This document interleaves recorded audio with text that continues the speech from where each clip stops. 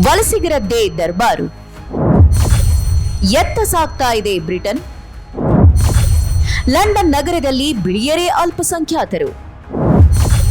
ಬೀದಿಗೆ ಬೀಳ್ತಿದ್ದಾರೆ ಮೂಲ ನಿವಾಸಿಗಳು.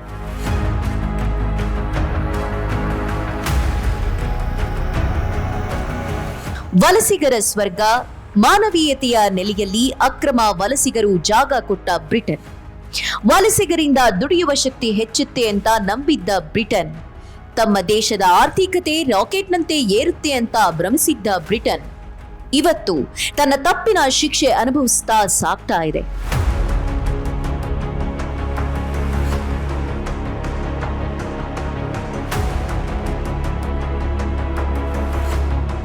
ವಲಸಿಗರಿಗೆ ಈಗ ಬಿಟ್ಟಿ ಆಶ್ರಯ ಸಿಕ್ಕಿದೆ. ಆದ್ರೆ ಸಾವಿರಾರು ಬ್ರಿಟನ್ ಮೂಲ ನಿವಾಸಿಗಳು ಮನೆ ಇಲ್ಲದೆ ಬೀದಿ ಬದಿ ಟೆಂಟ್ನಲ್ಲಿ ವಾಸ ಮಾಡೋ ಸ್ಥಿತಿಗೆ ತಲುಪಿದ್ದಾರೆ. ಒಂದು ಕಾಲದಲ್ಲಿ ಇಡೀ ವಿಶ್ವಕ್ಕೆ ಮನೆ ಕಟ್ಟಿಕೊಟ್ಟಿದ್ದ ಬ್ರಿಟನ್ ಈಗ ತನ್ನ ಪ್ರಜೆಗಳಿಗೆ ಆಶ್ರಯ ಒದಗಿಸಲು ಯೋಚಿಸಬೇಕಾದ ಪರಿಸ್ಥಿತಿ ಬಂದಿದೆ. ಇದಿಷ್ಟೇ ಅಲ್ಲ, ಬದಲಾದ ಡೆಮೋಕ್ರಫಿ ನೆಮ್ಮದಿಯನ್ನ ಹಾಳು ಮಾಡಿದೆ.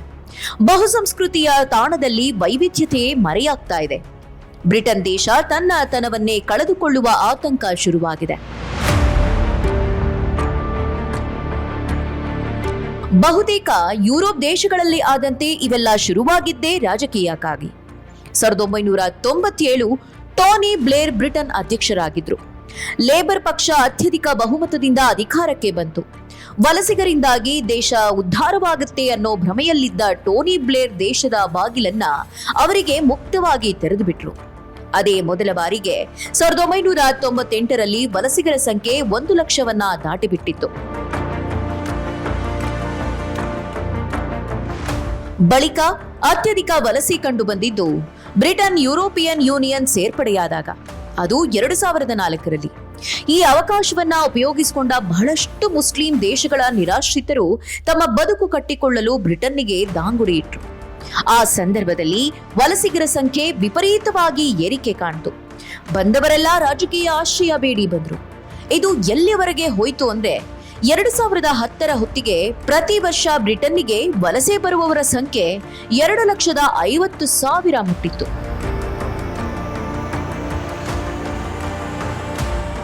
ಲೇಬರ್ ಪಕ್ಷದ ಸರ್ಕಾರವೇನೋ ಇದನ್ನ ಶುರು ಮಾಡ್ತು. ಆದ್ರೆ ಬಳಿಕ ಬಂದ ಕನ್ಸರ್ವೇಟಿವ್ ಪಕ್ಷದ ಸರ್ಕಾರಗಳು ಇದನ್ನ ನಿಲ್ಲಿಸುವ ಧೈರ್ಯ ಮಾಡಲಿಲ್ಲ. 2021ರ ಹೊತ್ತಿಗೆ ಇಂಗ್ಲೆಂಡ್ ಮತ್ತು ವೇಲ್ಸ್ ಪ್ರಾಂತ್ಯಗಳಲ್ಲಿ ವಿದೇಶಿ ಮೂಲದ ನಾಗರಿಕರ ಸಂಖ್ಯೆ 8.8%ನಿಂದ 16.8%ನಷ್ಟು ಭಾರೀ ಏರಿಕೆ ದಾಖಲಿಸಿತ್ತು. 2023ರ ಹೊತ್ತಿಗೆ ವಲಸಿಗರ ಸಂಖ್ಯೆ ವಾರ್ಷಿಕ 8.7 ಲಕ್ಷಕ್ಕೆ ಏರಿತ್ತು. ಇದರ ಪರಿಣಾಮ ಏನು? ಈಗ ಲಂಡನ್ ಮಹಾನಗರ ವೈಟ್ ಬ್ರಿಟಿಷರ ನಗರವಾಗಿ ಉಳಿದಿಲ್ಲ. 2001ರಲ್ಲಿ 60% ಬಿಳಿ ಬ್ರಿಟಿಷರಿದ್ರು.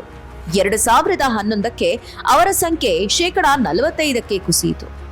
2021ರಲ್ಲಿ ಲಂಡನ್ ನಗರದ ಬಿಳಿ ಬ್ರಿಟಿಷರ ಸಂಖ್ಯೆ ಕೇವಲ 37%. ಇನ್ನೂ ಆಘಾತಕಾರಿ ಸಂಗತಿ ಇದೆ.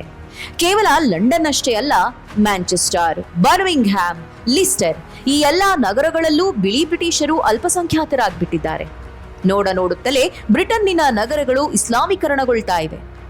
ಇವಿಷ್ಟೇ ಅಲ್ಲ, ವೇಲ್ಸ್ ಪ್ರಾಂತ್ಯದ 14ಕ್ಕೂ ಹೆಚ್ಚು ಸಣ್ಣ ನಗರಗಳು ಕೂಡ ಈಗ ವಲಸಿಗರಿಂದ ತುಂಬಿ ಹೋಗಿವೆ. ಈ ಕ್ಷಿಪ್ರ ಡೆಮೋಕ್ರಫಿ ಬದಲಾವಣೆಯ ಪರಿಣಾಮ ಏನ್ ಗೊತ್ತಾ? 2017 ಮತ್ತು 2019ರ ನಡುವೆ 2 ಉಗ್ರ ದಾಳಿ ನಡೆದದ್ದು. ಅದು ಜನನಿಬಿಡ ಲಂಡನ್ ಬ್ರಿಡ್ಜ್ ಮೇಲೆಯೇ. ಮೊದಲನೆಯದ್ದು ಬಾಂಬ್ ದಾಳಿ, 11 ಮಂದಿ ಸತ್ತಿದ್ರು. ಎರಡನೆಯದ್ದು ಚೂರಿ ಇರಿತ, 2 ಅಮಾಯಕರು ಜೀವ ತೆತ್ತಿದ್ರು. ಅಲ್ಲಿಗೆ ಬ್ರಿಟನ್ ದೇಶದಲ್ಲಿದ್ದ ನಿರ್ಭಯ ವಾತಾವರಣ ನಾಶವಾಗಿತ್ತು.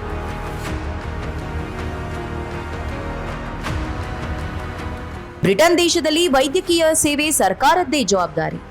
ಆದರೆ ವಲಸಿಗರ ಅತೀವ ಏರಿಕೆಯಿಂದಾಗಿ ಸುಮಾರು 8 ಲಕ್ಷ ಬಿಳಿ ಬ್ರಿಟಿಷರು ಬೇರೆ ಬೇರೆ ಟ್ರೀಟ್ಮೆಂಟ್ಗಾಗಿ ವರ್ಷಾನುಗಟ್ಟಲೆ ಕಾಯಬೇಕಾದ ಪರಿಸ್ಥಿತಿ ಬಂದಿದೆ. ಅಲ್ಲಿನ ಶಾಲೆಗಳ ಕಥೆಯೂ ಅಷ್ಟೇ. ಇಂಗ್ಲಿಷ್ ಗೊತ್ತಿಲ್ಲದ ಮಕ್ಕಳ ಸಂಖ್ಯೆ 30%ಕ್ಕೆ ಏರಿದೆ. ಇದರಿಂದ ಮೂಲ ನಿವಾಸಿಗಳ ಮಕ್ಕಳ ವಿದ್ಯಾಭ್ಯಾಸ ಮಟ್ಟ ಕುಸಿಯುತ್ತಾ ಬಂದಿದೆ.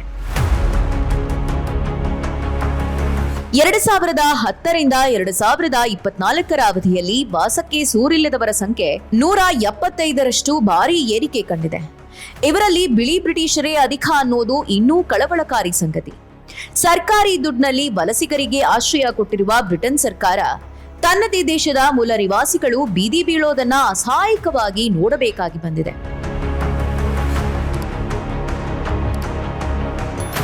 ಇವೆಲ್ಲವುಗಳ ಮಧ್ಯೆ ಎಲ್ಲ ಸರ್ಕಾರಿ ಸವಲತ್ತುಗಳನ್ನು ಪಡೆದುಕೊಂಡ ಮೇಲೂ ಅಲ್ಲಿನ ಇಸ್ಲಾಮಿಕ್ ನಿರಾಶ್ರಿತರಿಗೆ ಕೊಂಚವೂ ಕೃತಜ್ಞತಾಭಾವವಿಲ್ಲ. ತಮ್ಮದೇ ಶರಿಯತ್ ಕಾನೂನು ಬೇಕು ಅನ್ನೋದು, ಬೇರೆ ಧರ್ಮಗಳ ವಿರುದ್ಧ ವಿಷ ಕಾರೋದು, ದಿನನಿತ್ಯ ಒಂದಲ್ಲ ಒಂದು ಕಾರಣಕ್ಕೆ ಜಗಳ ತೆಗೆಯೋದು ನಡೀತಾನೆ ಇದೆ.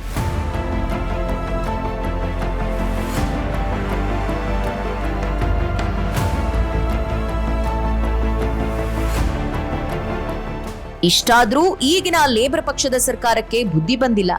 ವಲಸಿಗರ ಪರವಾಗಿ ಇನ್ನಷ್ಟು ಸವಲತ್ತುಗಳನ್ನ ಘೋಷಿಸ್ತಾ ಇದೆ ಪ್ರಧಾನಿ ಸ್ಟ್ಯಾಮರ್ ಸರ್ಕಾರ. ಒಟ್ಟಾರೆ ಇದನ್ನೆಲ್ಲ ನೋಡ್ತಾ ಸಹಿಸಿಕೊಂಡಿರೋ ಅಲ್ಲಿನ ಮೂಲ ನಿವಾಸಿಗಳು ದಂಗೆ ಏಳೋ ಕಾಲ ದೂರ ಇಲ್ಲ ಅನ್ಸುತ್ತೆ.